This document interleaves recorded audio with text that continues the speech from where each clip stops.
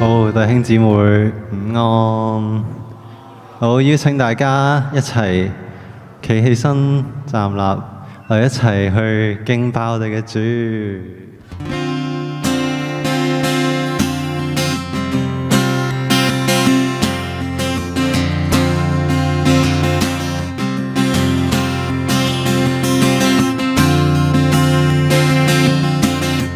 你似那踴躍嘅生氣，你似那踴躍的生氣，你似那親切的愛火，更似那跨出的信心。主恩膏彰顯榮耀，主恩膏帶領更新。你似那踴躍的生氣，你似那親切的愛火，更似那跨出的信心。主恩膏彰顯榮耀，主恩膏帶領更新。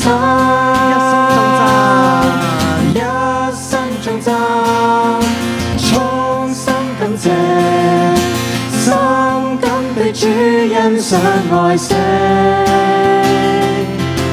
一生頌讚，衷心感謝，深深被你熱愛觸摸。你似那踴躍的生氣，你似那親切的愛火，更似那跨出的信心。主恩膏彰顯榮耀，主恩膏帶領更新。一生頌讚，衷心感謝，深感被主欣賞愛惜。一生頌讚，衷心感謝，深深被你熱愛觸摸。一生頌讚，衷心感謝，深感被主欣賞愛惜。一生頌讚，衷心感謝，深深被你熱愛觸摸。一生頌讚，衷心感謝，深感被主欣賞愛惜。一生頌讚，衷心感謝，深深被你熱愛觸摸。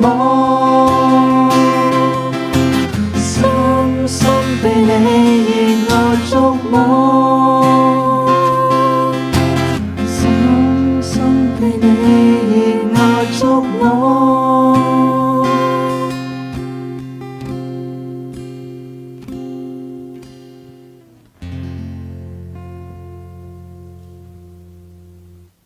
馬可福音11章23至24節咁講：我實在告訴你們，無論何人對這座山說，你挪開此地，投在海裏，他若心裏不疑惑，只信他所說的必成，就必給他成了。所以我告訴你們，凡你們禱告祈求的，無論是什麼，只要信是得着的，就必得着。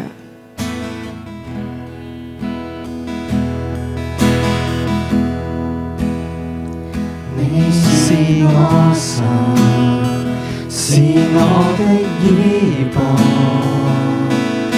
在我無助困苦中，你在細聽察覺，是我磐石與拯救，是我高台與詩歌，你體恤我，你保守我，你是我神。倚傍，在我無助困苦中，你在細聽察看，是我能力與保障，是我盾牌和幫助。你應許我，你在掌舵，我向你禱告，縱使我軟弱，我雖失信，你仍然可信。面對的山嶺那麼高，路徑艱難如沒退路，但信靠你，你定會開路。向世界宣告，你是我盼望。我深相信，靠着你得勝，讓你的手帶我爭戰，奉你的名成就美事，一心倚靠你，遵行你旨意。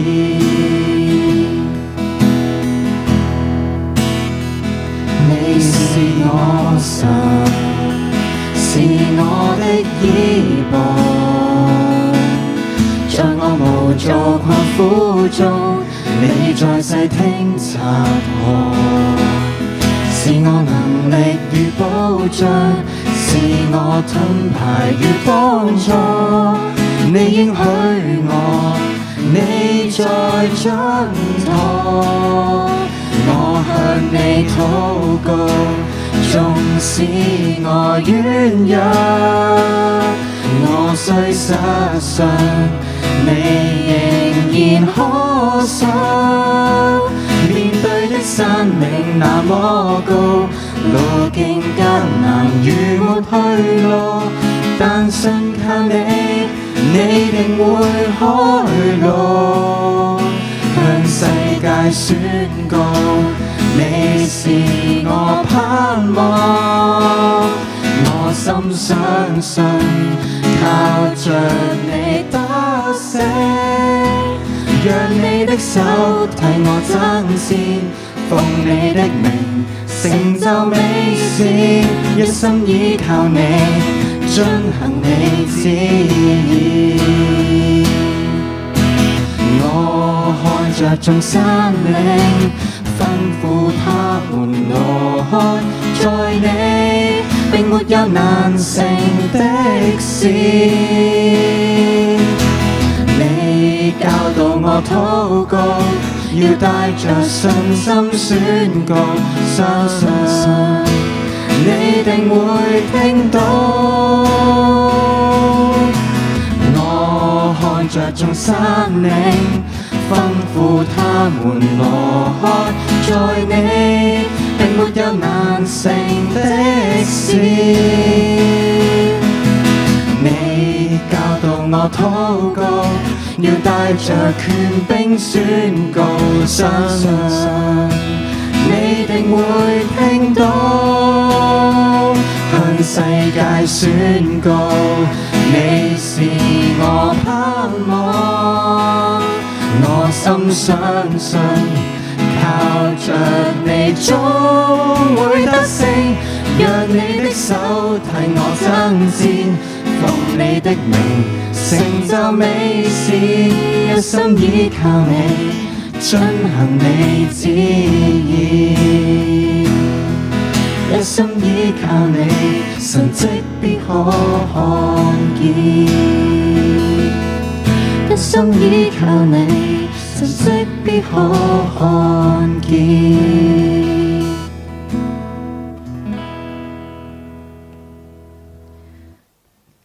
哥林多後書12章9節，他對我說：我的恩典夠你用的，因為我的能力是在人的軟弱上顯得完全。所以我更喜歡誇自己的軟弱，好叫基督的能力覆庇我。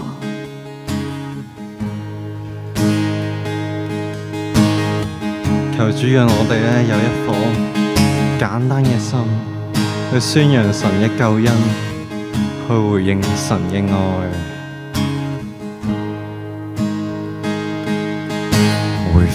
簡單的心，回歸赤子之心。神大愛導引，渺小的我，只失去愛別人。神因喚醒初心，回轉定義委身。無論每時每刻，忠於你的心。心願世界被愛催化，頑劣的心也全被轉化。學會真心寬恕，窄路變得輕灑。來簡簡單單的相信，為主天天活盡。來簡簡單單的依靠，事事遵你指引。來簡簡單單忠於所託付，處處見證主恩。人人也願意守望別人，實踐真理，傳承使命同邁進。回復簡單的心，回歸赤子之心。神大愛導引，渺小的我，切實去愛別人。神因喚醒初心，回轉定義委身。無論每時每刻，忠於你的心。心願世界被愛催化，頑劣的心也全被轉化。學會真心寬恕，窄路變得輕灑。來簡簡單單的相信，為主天天活盡。來簡簡單單的依靠，事事遵你指引。來簡簡單單忠於所託付，處處見證主恩。人人也願意守望別人，實踐真理，傳承使命同邁進。來簡簡單單的相信，為主天天活盡。來簡簡單單的依靠，事事遵你指引。來簡簡單單忠於所託付，處處見證主恩。人人也願意守望別人，實踐真理，傳承使命同邁進。來簡簡單單的相信，為主天天活盡。來簡簡單單的依靠，事事遵你指引。來簡簡單單忠於所託付，處處見證主恩。人人也願意守望別人，實踐真理，傳承使命同邁進。人人也願意。人人也願意守望別人，實踐真理，傳承使命同邁進，成為我哋嘅立志。人人也願意守望別人，實踐真理，傳承使命同邁進。係啊，主，讓我哋好似呢首歌咁樣，成為我哋嘅禱告，成為我哋嘅立志。讓我哋嘅生活咧，就成為去回應你嘅愛嘅一種方式，幫助我哋每一個禱告奉主名求，阿門。大家清楚。咁咧，今日咧想同大家分享一個人物咧，就係咧亞伯拉罕。亞伯拉罕呢個故事咧，我相信咧好多人咧都一定會聽過嘅。我相信對返到教會內嘅人咧，對亞伯拉罕呢個人物咧一啲都唔會陌生。根據猶太人嘅傳說啦，亞伯拉罕離開佢嘅家鄉吾爾，即係今日嘅伊拉克嘅南部啊，一個城市，係一個拜月神嘅地方嚟嘅。有一次亞伯拉罕就抬頭望到個太陽，佢覺得太陽真係一個神嚟嘅。但係冇幾耐之後咧，佢又收翻我太陽，佢就開始懷疑啦，到底係咪神嚟㗎呢個？後期月亮就升咗上嚟啊，吾爾咧係一個拜月神嘅地方嚟嘅。咁所以咧，佢以為月神真係存在嘅，但係月亮呢，佢又好快跌翻落去啦。佢開始懷疑就係究竟太陽、月亮係咪真係神嚟嘅呢？會唔會如果係真係神嘅話，點解會突然間一剎那就消失咗呢？所以佢後期得出嘅結論就係呢個世界、呢個宇宙必然有一個嘅更高嘅至高嘅創造者，而佢嘅爸爸叫做他拉。他拉傳說咧係一個專係經營偶像或者係一個製造偶像嘅一個商人嚟嘅。亞伯拉罕呢，就有一次就被佢爸爸咧就要求佢睇住個鋪頭，咁結果咧睇鋪頭嘅時候咧，咁亞伯拉罕嘅爸爸他拉出咗去第二度啦。到佢翻到嚟嘅時候，就見到所有嘅偶像都爛晒，除咗一尊最大嘅偶像之外，嗰尊偶像咧就手裏邊咧揸住咗碌木嘅。咁跟住佢就問亞伯拉罕：喂，發生咩事？咁跟住咧佢就話俾佢聽：阿爸，頭先嗰啲偶像打交，結果咧最大嗰個整冧晒所有嗰啲偶像，打到佢散晒。跟住佢阿爸就話：冇可能㗎，點可以係咁樣嘅咧？亞伯拉罕就回應啦，佢話：既然佢哋都冇生命啦，點解你咁緊張？點解仲拜呢啲嘅偶像呢？甚至後期有個傳說就係話，當時嘅君王呢，甚至要懲罰亞伯拉罕，將佢掉咗入一個火爐嘅裏邊。但係耶和華呢，卻係保守住亞伯拉罕，令佢安然無恙。嗱，當然啦，頭先呢一大堆嘅嘢呢，都係傳說，並非喺聖經裏邊記載嘅。但係聖經裏邊記載亞伯拉罕嘅故事，事實上邊係由第12章創世記12章一路去到第23章，但係喺第11章同24章，即係12章之前嘅嗰一章啦，23章之後嘅嗰一章咧，都分別提到哈蘭呢個地方。而12章同22、23章一頭一尾咧，都係分別記載咗亞伯拉罕最有信心嘅3件事情。所以今日咧，我哋就嘗試同大家睇下亞伯拉罕嘅呢3件事情，都提到佢有信心。第一樣嘢就係信心嘅起點，就記載喺創世記嘅第12章。嗱，12章1到第5節呢，其實俾我哋見證到2樣關於亞伯拉罕嘅信心值得我學習嘅地方。第一樣嘢就係亞伯拉罕係用對腳離開一個安全或者叫 comfort zone， 一個安全嘅環境，或者佢最多嘅家人啊朋友嘅地點。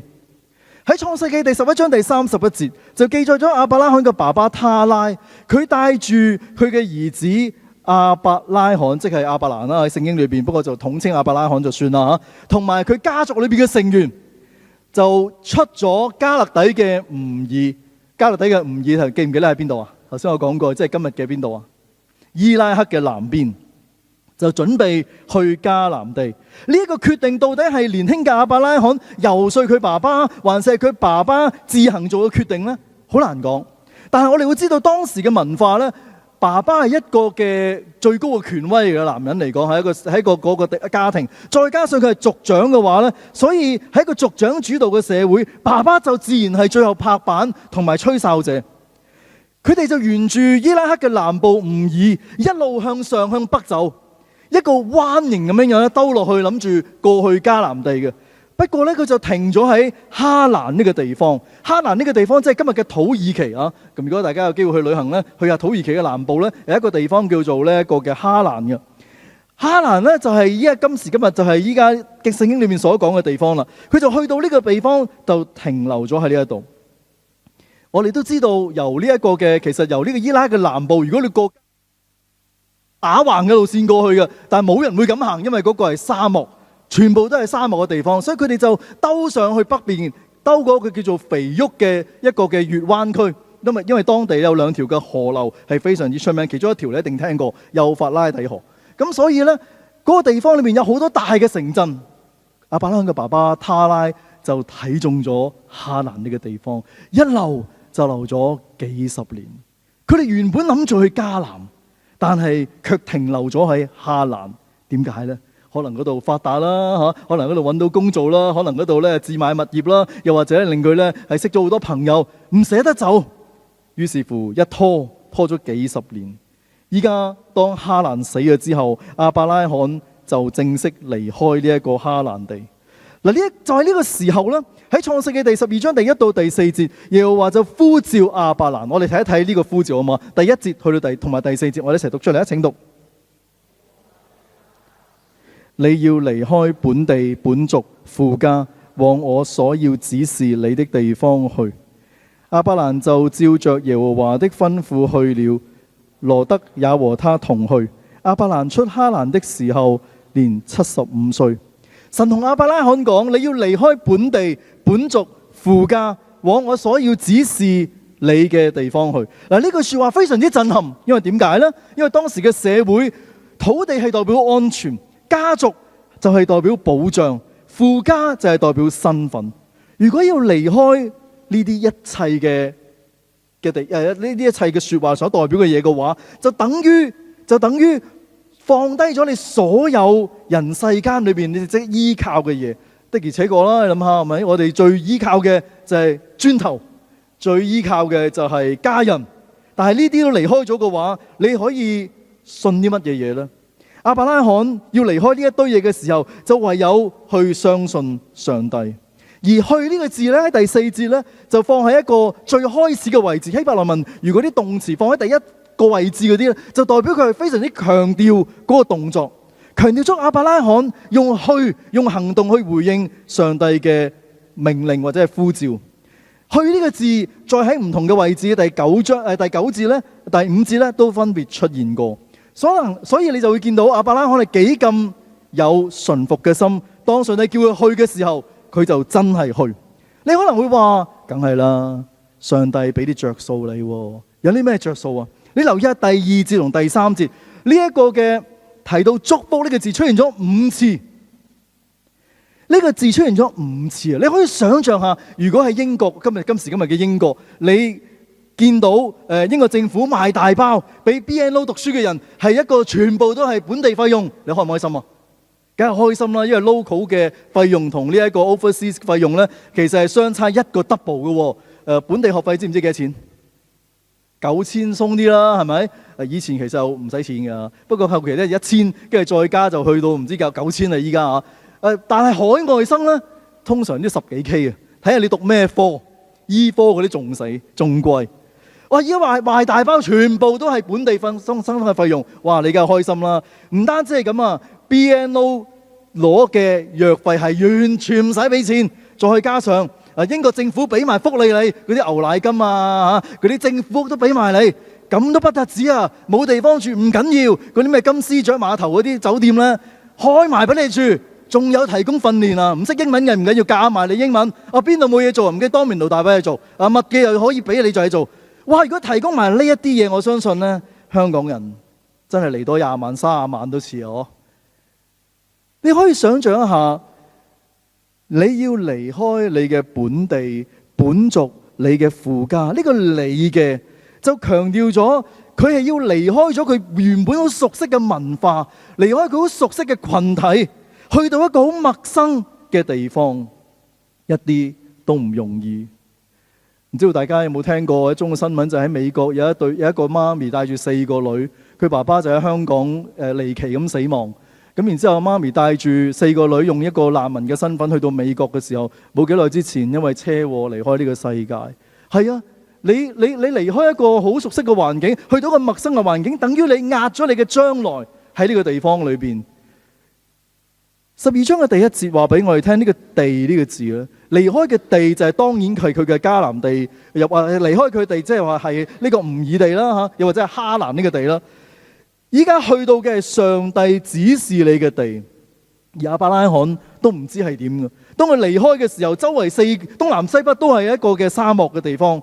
亞伯拉罕顯示佢用佢嘅行動去回應上帝嘅呼召。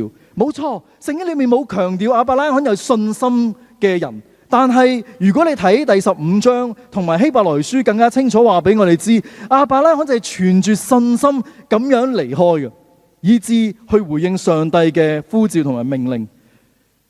的而且確，亞伯拉罕好多年之後，佢嘅後裔的而且確可以去到呢個迦南地。事實上面，我哋從好多嘅宣教士裏邊，我哋都可以見證咁樣嘅生命啊。譬如戴德生咧，大家有冇聽過戴德生啊？戴德生咧，佢嘅故居大家知唔知喺邊噶？好近嘅咋，離呢時唔好遠。有時間你可以去 Barnsley。大家知唔知 Barnsley 喺邊啊？佢嘅 postcode 係 S 字頭噶 Sheffield Sheffield 嘅 postcode， 咁咧就唔係好遠嘅啫。班時咧其實咧佢有一連串嘅地方可以話俾你聽，戴德生佢嘅故居嘅位置喺邊嘅，有10幾20個點嘅。你可以咧去睇一睇嘅。戴德生喺19世紀嘅時候，佢一個年輕嘅英國人，佢放低咗自己熟悉嘅英國嘅文化、舒適嘅環境，單憑住信心呢兩隻字就去到中國。當地冇親人、冇朋友、冇熟悉嘅語言，就係全靠住信心嚟到去做宣教嘅工作。但係都幾多人信主，其實真係唔係好多嘅，就坦白講。咁跟住咧就開創咗一個叫做 CIM 內地會。CIM 後期一共差遣咗超過1300個宣教士去到中國，佢哋帶領咗無數嘅人呢嚟到去信主。呢啲就係戴德生用佢嘅信心嘅步伐行出嚟嘅一個嘅結果出嚟。我哋又記唔記得馬丁路德金？馬丁路德金佢當然佢最出名嘅嗰句說話就係 I have a dream， 我有一個夢想。當時黑人同白人大家都知道有好強烈嘅隔膜感。水機要分開用，廁所要分開用，甚至有啲地方寫到明黑人唔可以去，黑人就好似狗一樣唔俾佢去某呢個地方。坐巴士嘅時候，個白人要求你讓座，佢就自然要去讓座。但係馬丁路德金嚟到去提醒當地嘅人，佢話佢憑住信心，總相信有一日大家會可以一齊坐喺度平平等等咁樣攞到相同嘅待遇。結果冇幾耐之後，1965年嘅時間，美國嘅黑人同白人喺投票嘅權上邊真係可以得到平等。係啊，呢段經文提醒我哋，原來亞伯拉罕佢係用腳去離開一個熟悉嘅環境，呢個就係信心嘅表現。唔單止係咁樣，仲有第二樣嘢就係佢甚至令更多人相信佢嘅信念，一齊同佢離開。我想你留意第5節，我哋一齊讀一讀第5節好嘛？請讀。亞伯蘭將他妻子撒萊和侄兒羅德，連他們在哈蘭所積儲的財物、所得的人口，都帶往迦南地去。呢個特別嘅地方就係呢度提到佢哋將哈蘭所有嘅人口都帶走。到底佢哋係乜嘢人呢？當時佢同撒萊即係佢老婆咧，根本冇兒女嘅。而呢一個字從來都冇用嚟講過係關於僕人嘅。當然啦，如果主人帶啲僕人走，呢個天經地道。僕人唔可以四路，但係既然呢個字從來都冇用過僕人嘅話，所以啲學者就相信呢度所講緊嘅人啊，就係亞伯拉罕遊說佢哋改變佢哋信仰嘅人。所以如果係咁樣嘅話，呢個就講得好清楚。亞伯蘭即係亞伯拉罕喺哈蘭嘅時候，佢已經相信咗耶和華，並且將佢嘅信仰介紹咗俾唔同嘅人，而呢啲人亦都跟埋亞伯蘭一樣，一齊離開呢個地方，進去呢個迦南嘅路程，經歷同埋認識上帝點樣嚟到去祝福佢哋。事實上邊，我哋知道信心嘅步伐，亞伯拉罕唔單止用隻腳行出嚟啊，甚至佢更加令其他人一樣嚟到去得到呢一個嘅跟埋一齊去做。宣教其中一個被譽為宣教之父嘅 William Carey 咧，叫做威廉克里啦嚇。初初佢去到印度宣教嘅時候，佢嘅老婆啦同埋咧工人咧都覺得非常之艱難啊。但係憑住堅毅嘅信念咧，令到家人咧結果都係能夠接納呢一樣嘢，甚至乎一齊去到呢一個嘅印度呢個地方嚟到宣教，最後甚至乎嚟到去打開咗近代宣教嘅福音嘅大門。所以你會見到其實當我哋能夠可以唔單止用嘅腳去行出呢樣嘢嘅時候咧，更加你包括埋你嘅信仰影響埋其他人咧，呢個係更加之大嘅信心。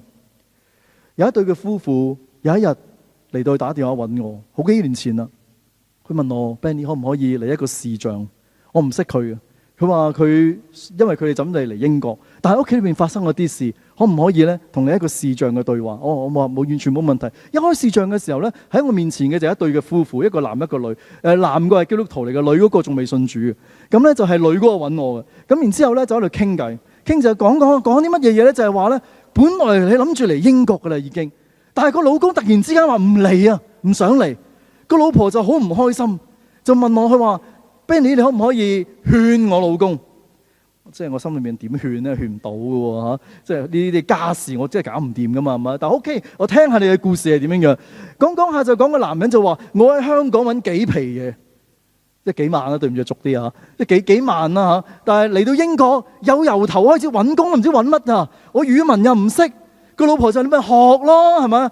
啲細路跟住老公就話：啲細路仔點搞啊？如果唔得，乜嘢都冇噶咯喎！香港乜嘢樓賣晒噶咯喎！咁點算啊？兩個就喺度嘈啊！喺我面前就係嘈交，甚至個老婆喊晒。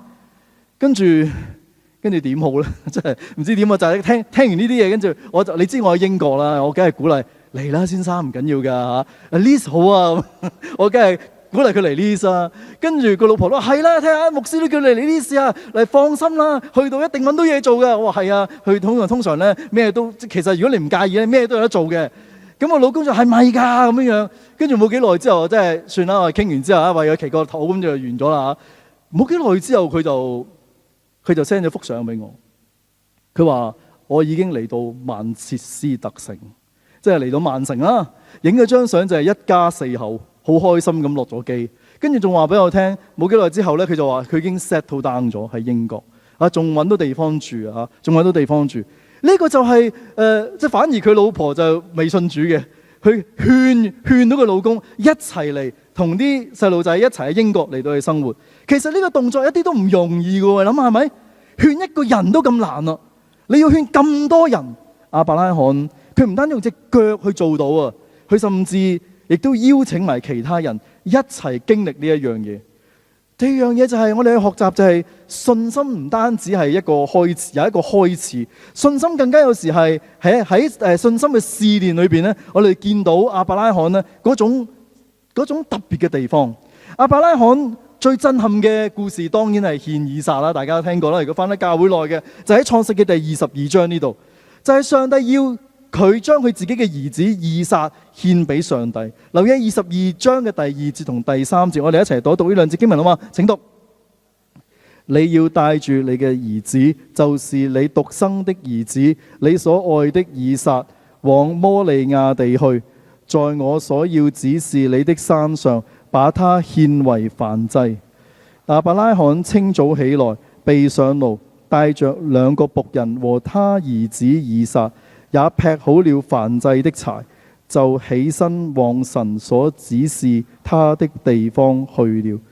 亞伯拉罕喺獻以撒嘅故事裏邊有冇掙扎呢？你記得呢個故事就係上帝叫佢將佢嘅兒子以撒獻俾上帝，係咪？呢度好得意嘅希伯來文嗰度提到咧，亞伯拉罕帶咗2個僕人去，而呢2個僕人咧係一個年青嘅僕人嚟嘅。點解咧？傳統嘅希伯來傳統嘅啲猶太人咧，佢就話咧，其實亞伯拉罕咧就諗住同上帝bargain嘅，即係買1就俾2，即係你要我1個以撒啊嘛，我俾夠2個你，到時即係佢驚上帝嘅回心轉意，唔獻以撒啦，你獻啲咩俾我咧？呢度有2個僕人啦，你攞去啦，所以帶住2個。就所以點解猶太人佢話帶呢2個僕人嘅原因，就係因為萬一上帝改變心意嘅時候，佢仲可以俾啲嘢獻，俾一個人獻出嚟，就於是帶咗2個僕人。其實亞伯拉罕獻以撒嘅故事，我哋都知道係上帝要試驗亞伯拉罕。亞伯拉罕面對呢個試驗，我相信對佢嚟講係一個人生一個非常之大嘅衝擊，因為同佢嘅信念完全相違。上帝點可以接納獻一個人為祭噶？仲要係嗰個你應許過你俾我嘅兒子，嗰個應許嘅兒子，呢個係完全接納唔到。但係亞伯拉罕喺呢個故事裏邊俾我哋學到3樣好重要嘅嘢。第一就係信服。經文話俾我哋知，亞伯拉罕冇等到一段時間先行動嘅。亞伯拉罕其實上帝要求佢去獻以撒咧，係冇講日期時間。你俾着我，梗係拖得就拖啦，係咪先？今日傷風感冒，聽日就係以撒生日，後日咧就係阿媽生日，再後就係姨媽生日，咁咪慢慢拖咯，係咪？拖到去一頭半個月，上帝算啦嚇，獻第2樣嘢啦嚇，即係可能會咁樣做。但係亞伯拉罕唔係啊，佢係即刻第2日就去咁樣做。仲有第2樣嘢，而且係佢自己劈柴嗱。亞伯拉罕唔係一個窮嘅人啊！你要記得，亞伯拉罕都幾有錢嘅，使唔使劈柴呢啲嘢都揾自己做咧？我後期咧，我呢幾日我就讀呢段聖經嘅時候，我諗下，如果我係亞伯拉罕，如果我又自己去劈柴嘅話，每一嘢劈落去嘅時候咧，我都可能鬧緊上帝。一嘢劈落去嘅時候，死人上帝，你點搞啲咁嘅嘢啊？要我咧嚟到獻我個仔，所以咧，其實你可以想象一下，亞伯拉罕落刀劈柴嗰下咧，佢可能真係發緊脾氣都未定嘅，可能佢有好多怨言都未定。呢個我估嘅咋嚇。咁仲有第三樣嘢你要留意咧，就係咧，亞伯拉罕亦都係自己準備好獻祭嘅嘢，呢啲嘢俾工人做咪得咯？點解要自己做啊？你有所不知，如果你父母，你啲小朋友讀大學嘅咧，有可能你開始有呢個感受。小朋友讀大學嘅時候，咪有時翻屋企嘅係咪？嗱，讀大學嘅時候你係食咩嘅？請問喺屋企個宿舍裏邊食啲咩？你哋梗係 ready meal 啦，係咪？或者係三文治嗰啲咩3.99磅嗰啲 meal deal 啊，甚至乎咧公仔麵啊、杯麵啊，係嘛？但係你翻到屋企就唔同啦。你翻到屋企嘅時候，阿爸阿媽就煮嗰啲乜嘢咩嗰啲海參啊、鮑魚啊、靚湯啊，係咪？嗰啲魚翅啊，乜嘢都係最好噶啦，肯定係。甚至阿爸本來都唔落廚嘅，甚至而家就連阿爸都親自落廚。點解啊？因為佢愛你咯，佢好唔捨得你。你咁難得翻嚟屋企一次，佢梗係最煮得最好嘅嘢，係咪？好自然嘅呢個嘢係。亞伯拉罕點解要自己親自去動手？因為佢太愛以撒，所以佢要親自嚟到去揾嗰啲嘅材料啦，嗰啲獻祭品嘅材料。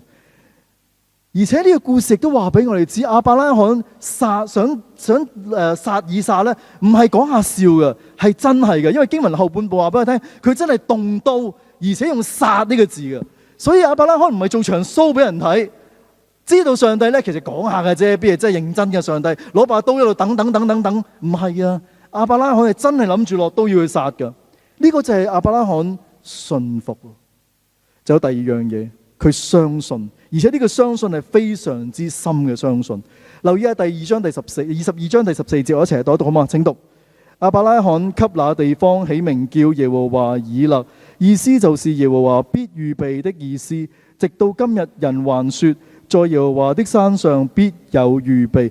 耶和華以勒，我相信大家可能唱歌都會聽過一啲嘅歌詞。原來出處呢，就係嚟自呢一度。耶和華以勒嘅意思，如果大家睇咗個括弧呢，就係話耶和華必預備嘅意思。但係其實呢個預備呢個字嘅意思，亦都有另一個解釋嘅，就係指看見或者看顧。嗱，如果將呢個解釋套翻落去22章第8節，我好似冇打出嚟嘅。嗰段經文就係話亞伯拉罕說：我兒，神必自己預備作燔祭嘅羊羔。於是二人同行。嗱，套翻落去嘅話，就即係話上帝必然看見或者係看顧獻燔祭嘅羔羊。嗰隻獻燔祭羔羊係乜嘢人啊？咪就係以撒咯。即係話依家亞伯拉罕相信上帝會看顧呢一個獨一嘅兒子以撒。點看顧啊？點樣看顧？甚至死都可以看顧到。希伯來書話俾我哋知。亞伯拉罕喺第11章第9節，希伯來書11章第9節話俾我哋聽，亞伯拉罕甚至相信上帝可以叫死人復活啦。即係換句話講，亞伯拉罕嘅信心勁到個咩地步啊？佢相信如果佢獻咗以撒，流晒血嘅以撒，甚至死咗嘅以撒咧，上帝都可以叫佢復活。呢個信心偉唔偉大？喺創世紀亞伯拉罕之前，冇一個記載人類有咁強嘅信心。但係亞伯拉罕竟然有咁樣嘅信心，呢個就係佢捉住對上帝嘅信心。有一位嘅宣教士叫做 Jim Elliot，Jim Elliot 咧就被派到去一個嘅厄瓜多爾呢個土人嗰度咧嚟到去宣教，就帶埋佢嘅老婆啦 Elizabeth 咧一齊去宣教。但係點知去到嗰度咧就被當地嘅原居民咧嚟到去殺咗。當時咧好多人都會勸佢嘅老婆同埋佢啲小朋友咧離開啦。點知咧佢嘅老婆繼續仍然留喺嗰度咧嚟到去服侍呢一班嘅原居民，因為佢相信上帝嘅工作可以透過佢哋能夠完成。結果咧佢真係留咗喺嗰度一段嘅時間，甚至令到當年殺咗佢老公嘅人呢都信咗主。呢個就係證實咗一樣嘢，原來喺上帝嘅裏邊，如果我哋能夠將呢個信心放喺上帝嘅裏邊嘅時候，好似冇可能嘅嘢，但係都會有可能出現。仲有第三樣嘢，亞伯拉罕除咗相信之外呢，就係獻上。我哋留意下22章嘅第2節，我哋再讀多一次第2節好嘛？請讀：你的兒子，你獨生的兒子，你所愛的以撒，往摩利亞地去，在我所要指示你的山上，把他獻為燔祭。呢度好明顯冇搞錯，冇第二個仔啦，因為已經死剩一個啊！唔好話死剩啦，之前有一個嘅，嗰個就走咗啦。因為喺21章嘅時候呢，已經俾人拋走咗，所以嗰個係生係死唔知嘅啊。咁但係呢，呢一個唯一嘅剩翻嘅就係以撒，所以佢話你所愛嘅，你獨生嘅，仲要講埋名以撒，咁應該冇得走啦，係咪？但係上帝話要獻佢為燔祭。但係亞伯拉罕呢，就係馬上動身嘅喎。就去獻佢嘅仔以撒。亞伯拉罕將佢嘅仔獻俾以撒呢個舉動喺中東嚟講嘅古代近東呢，係一啲都唔稀奇。因為點解呢？原來以前古代近東嘅文化呢，佢哋係會將最愛嘅人獻俾佢哋最尊敬嘅神，係一啲都唔出奇嘅。不過亞伯拉罕就唔係將佢獻俾其他嘅偶像。既然上帝你要求我咁樣做，獨一嘅上帝。你要求我咁做，雖然呢樣嘢我冇辦法接受到，但係你既然咁樣做，我就咁樣嚟到去行出嚟。所以亞伯拉罕將以撒獻俾嘅係耶和華上帝，而唔係其他嘅神。咁我哋到底將我哋嘅仔女獻咗啲乜嘢嘢呢？獻俾邊啲嘢呢？其實以前我啲小朋友嘅時候呢，我好同大家都分享過。以前我啲小朋友呢，有時候開生日 party 喺星期日嘅，我唔知道大家有冇咁嘅經歷啦。以前我同我老婆都講話，哇好煩啊！星期日你又要返教會，點教呢？最慘你同班有幾多人？你知唔知？幾廿人㗎喎！一陣間呢個 Peter 又話開個生日會，嗰個 Mary 又開生日會，Elizabeth 又開生日會，咁啊個個星期又去生日會啊！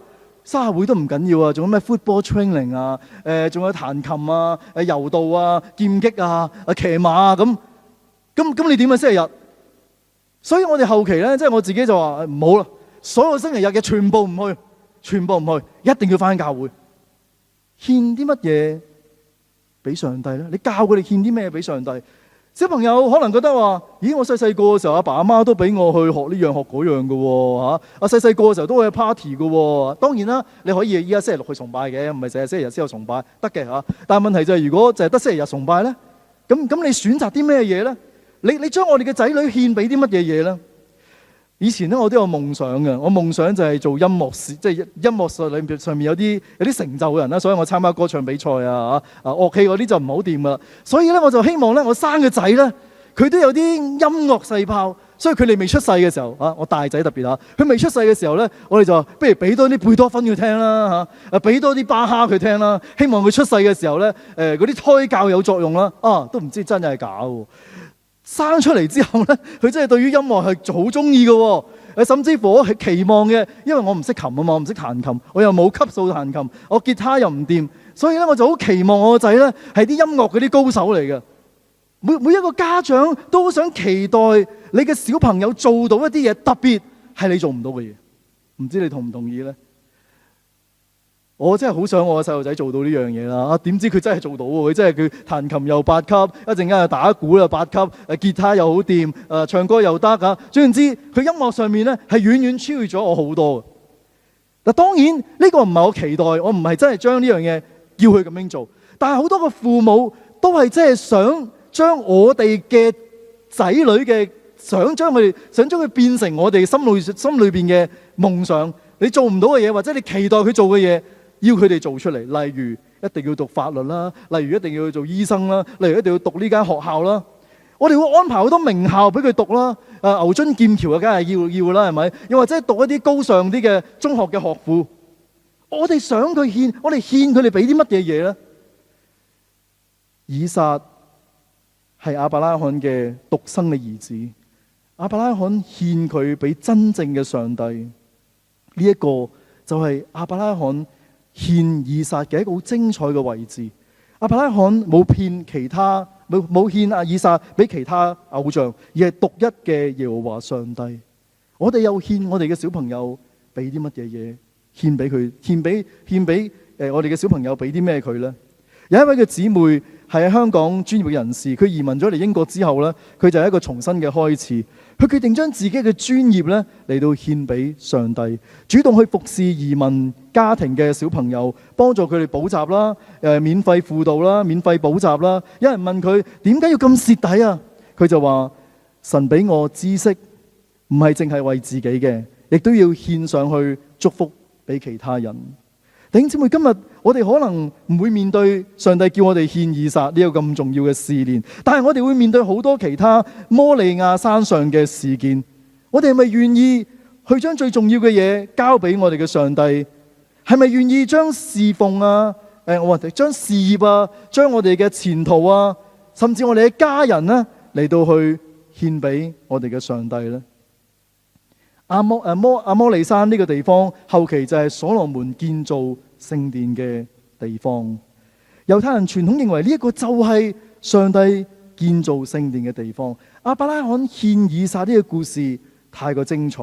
當我哋願意獻上嘅時候，我哋就會經歷得到上帝更大更奇妙嘅祝福。最後一樣嘢就係信心嘅堅持。留意喺創世記第23章呢個故事，大家就有眼就可以望經文，我唔讀咧，太長啦。呢個故事裏邊呢，創世記23章一開始就提到亞伯拉罕127歲嘅老婆撒拉就死喺希伯倫呢個地方。亞伯拉罕就同當地嘅地主叫做以弗倫呢嚟到去傾談，希望買一塊田地俾佢嘅老婆安葬嘅。23章第11節，以弗倫即係呢個地主啦，就話：喂，兄台，送俾你呢塊田，連田間嘅洞都送埋俾你，喺我同族嘅人面前都俾你啦嚇，即係做證啦呢個，可以埋葬你嘅死人，即係唔使錢喎，弟兄姊妹，你要唔要啊？今日咧我就喺 U 咧就開咗個會啊，我出咗去食飯，我第一次去 Mr. T， 大家有冇去過啊？即係唔應該賣廣告啊！Mr. 乜嘢啦嚇，咁咧就去食飯啦咁樣嚇。食飯嘅時候咧，我就第一個落 order 先嘅，跟住裏面就有個廚房裏面有個認得我，佢話牧師咁。通常咧我就話 hi 咁樣嚇，我就認得佢，佢以前都翻嚟 SOL 嘅。咁佢就因為翻工翻唔到嚟，我就 hi 好嘛你，佢話哎呀你嚟食飯啊，我俾個折你啊咁樣嚇，俾個折頭我，咁我就 OK 多謝你啊嚇。咁俾個折頭我之後咧，跟住咧，但係咧佢又俾錯一碟飯俾我。本來我叫嘅咧係幾靚幾好食嘅飯嚟嘅，唔錯嘅嗰碟飯。但係咧佢又俾錯咗等緊嘢食嘅嗰個人啊，即係有更有一個喺我之前嘅一個人叫咗 order，咁佢就俾錯咗。咁然之後咧，跟住佢就親手再攞個我原本 order 嗰個上嚟，佢就免費俾我食。我話唔好啦，真係唔好啦，我俾翻錢你啦嚇。佢話唔得，我已經幫你俾咗啦，係得佢啦，我就請你食啦嚇。咁咧我就話好啊 ，OK 啊，即係既然人哋都咁熱誠啦，係嘛？人哋咁熱誠，梗係請啦，係咪？咁真我就攞咗，所以我一個人咧就有2碟飯喺我面前。咁我就結果咧，因為牛啊遲到啊，所以我就請咗牛食啦。佢就係請咗牛食。咁咧就係啦。其實你諗下，人哋請你食嘢，請你俾一啲嘢你會唔會要咧？可能你會要嘅喎，係嘛？喂，俾塊地你喎！如果有個有錢佬俾個 SOL 嘅地你，喂，起教堂啊，我要唔要啊？梗係要啦，係咪先？雖然建築成本都好高係嘛，但係俾個地你都唔平噶嘛，係咪？梗係要啦！亞伯拉罕真係乞人憎，佢話唔要喎，佢話唔要唔使錢啊，我要嘅要錢。亞伯拉罕就話：兄台唔好搞啊，一定要俾錢。咁嗰個以弗倫咧就扮好人啦。以弗倫話：哎呀，要錢啊！唉，唔緊要啦，我計平啲俾你啦嚇。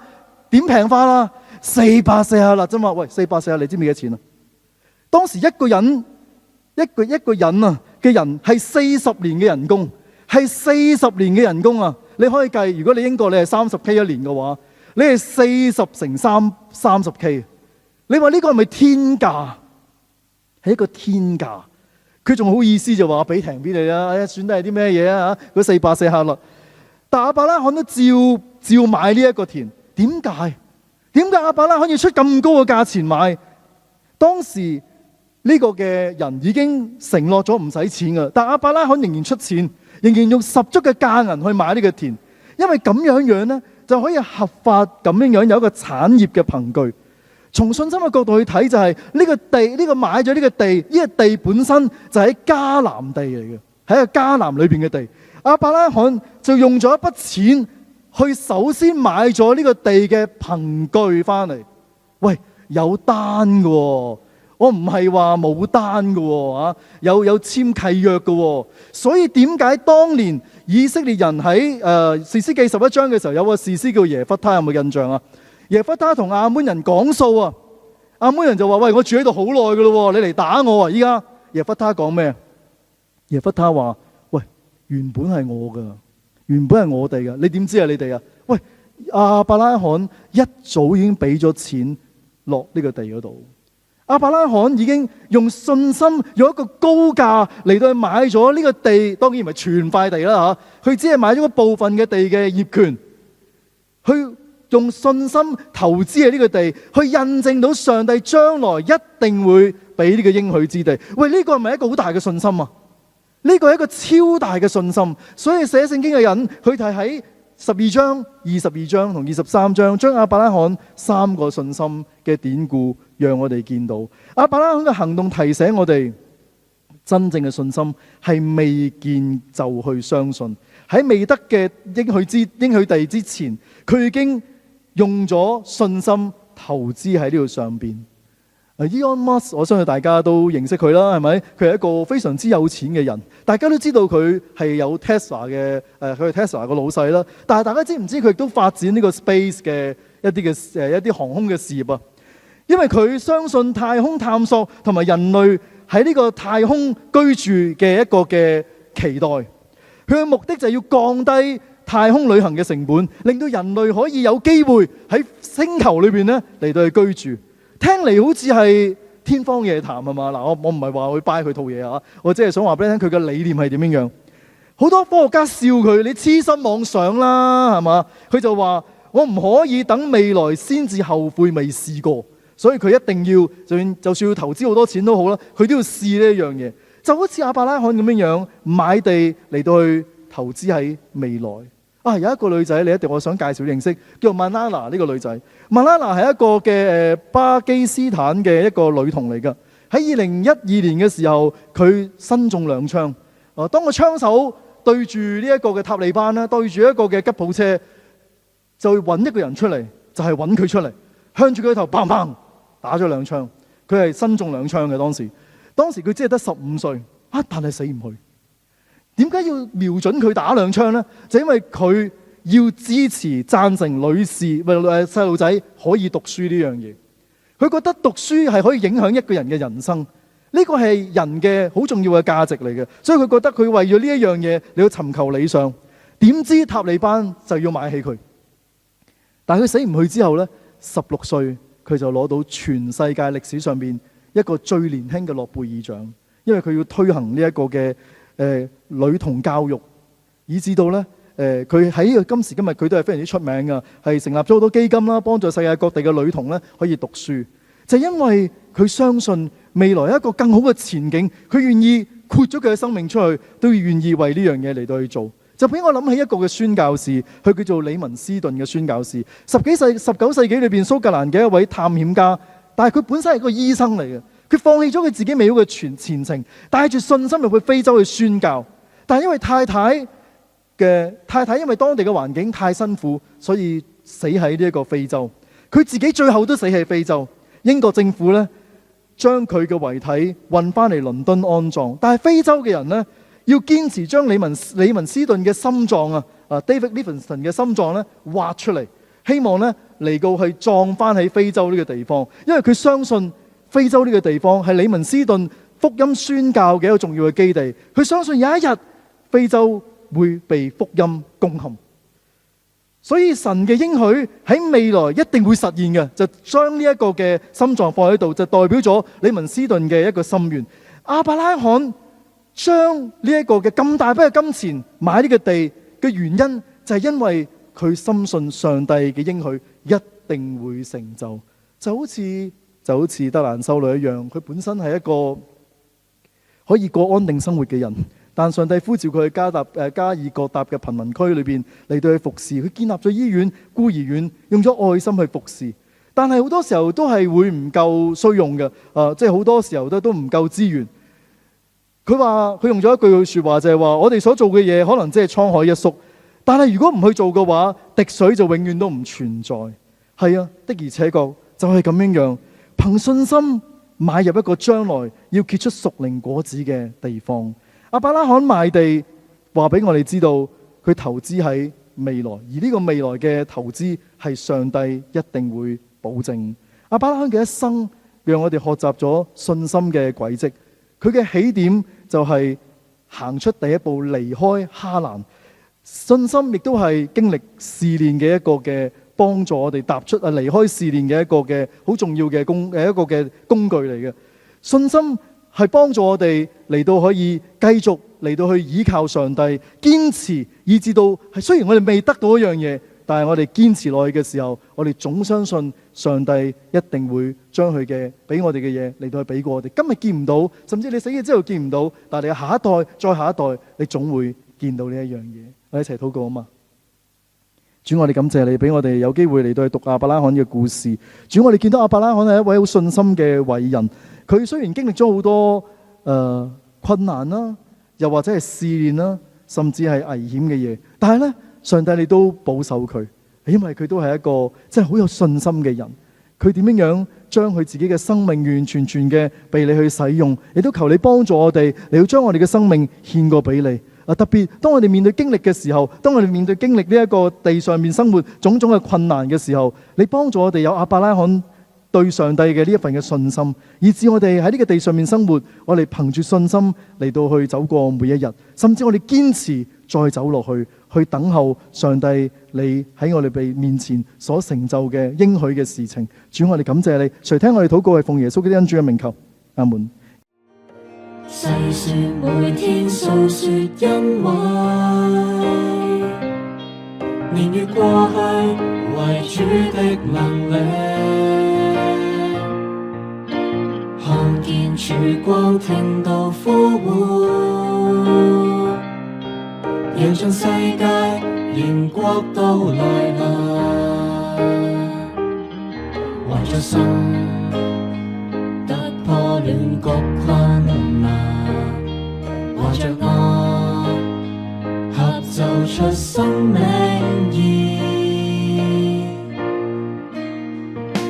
一起歌頌你，